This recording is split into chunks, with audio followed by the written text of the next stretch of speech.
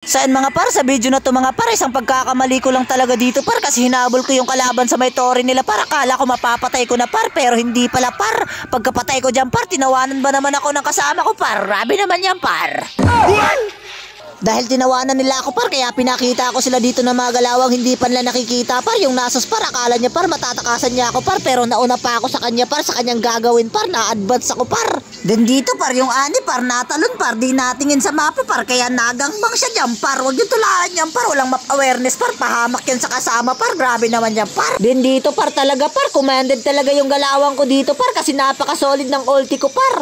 Nagawa ko yung ulti kong ganun par, kaya naka-quadra-kill dito yung kasama ko par. Magpasalamat ka par sa mga malupitang kong galawang par. Then dito mga par, sa last clash talaga par, pinakitaan ko na sila talaga na malupitang wombo combo na tinatago ko dito par. Ito yung dahilan par, bakit kami nanalo dito par. Napaka-solid talaga par ng mga kombohan ko par, nakakabilib talaga par. Kaya dahil sa ginawa ko par, nanalo na kami dun par. Napaka-solid talaga par ng mga galawan ko talaga par.